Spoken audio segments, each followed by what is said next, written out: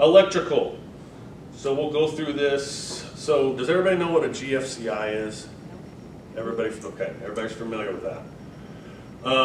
Do we know where they're needed? Where we like to see the GFCIs, the test button, the reset button, where do we like to see those? Near water sources.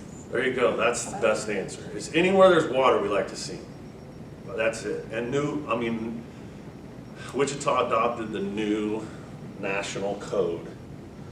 And they're needed, like now a new build, the whole basement's gotta be protected.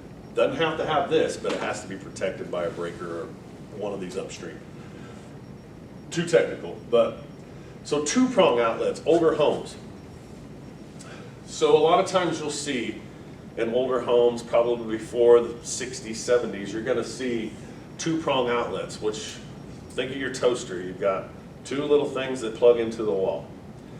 Your computer has three things, or anything of value is gonna have three things, like your washer, your dryer, well not dryer, yeah.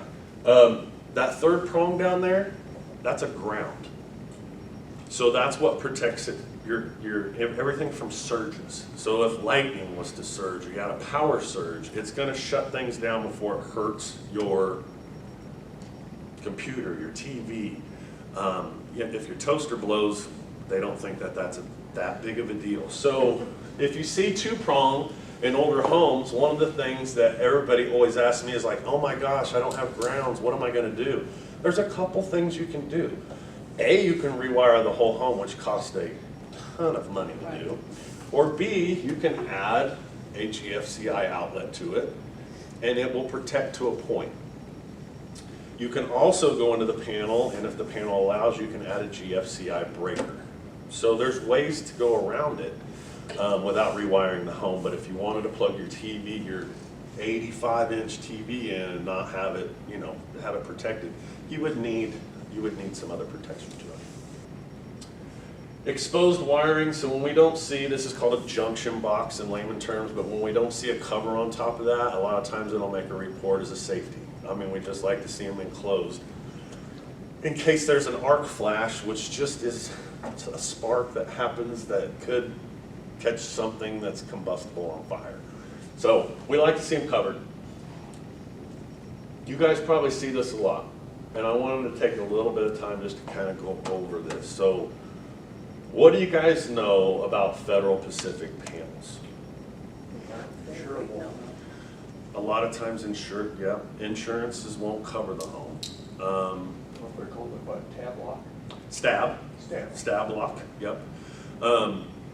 They've been tested, they lost their UL listing. So basically what UL means is it's a company that tested to make sure it's doing what it's supposed to do. Well, Stab Lock Federal Pacific, it failed. So 1 out of 3 of the breakers that go inside of there will not trip when too much amps is going to it, which will cause a fire. Not saying it happens all the time, though there's a possibility. A lot of times your insurance, the seller or the buyer's insurance won't cover it, depends, but I've also heard that some will. I always flag it and say talk to an electrician about it. I'm not the specialist. How I describe myself is, think of me, when I tell my clients this, I tell people like yourselves, is think of me like a general doctor. You go to your general doctor, they help you with, hey, I got an arm ache, hey, I got a headache, hey, my leg hurts really bad. They can help you, but if you come in with something specific, like my heart hurts, they're gonna send you to a specialist, and that's what I do. I'm a generalist, but if I see something wrong like this, we gotta get an electrician involved. It's not my bread and butter, this is for their call. So yeah, Federal Pacific, and another one's called Zinsco. Zinsco panels are the exact same thing. In layman terms for you guys, if you were to open up a panel and see colors, it's probably gonna make the report. And what I mean by colors is the colors on the breaker. Zinsco's are blue, red, green, and black, and Federal Pacific are red.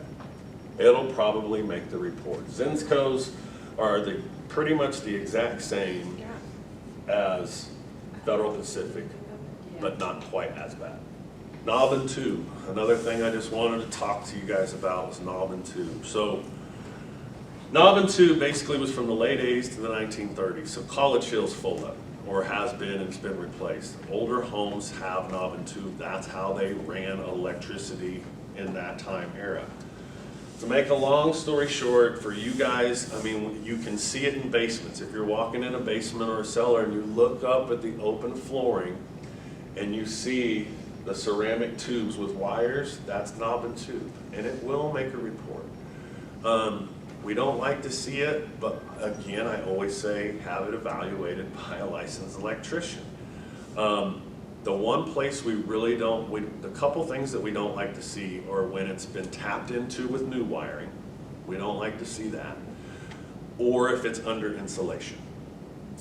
Because it's been known to get very brittle, and insulation can, you know, is a combustible of some sort, and it can start a fire. There's a lot, and to go deep into it, that means the whole home's ungrounded. I mean, it's just old wiring, you know? I mean, how I look at this when I talk to a client is, you know, you can rewire as needed, but have it looked at by an electrician. A lot of times, it's not even hot. I mean, it's been disconnected, and that's something I test for too. But I don't know how the current inspectors that you use, I don't know everybody's different ways of doing things. So, but it should make a report. It's just a, hey, you got it, because there's a lot of insurance companies that won't cover these if it's inside. There's a lot of lenders that always question what kind of, do you have knob and tube? I hear that question asked a lot. So it's something that we always want to make everybody aware of, that it has it or it doesn't.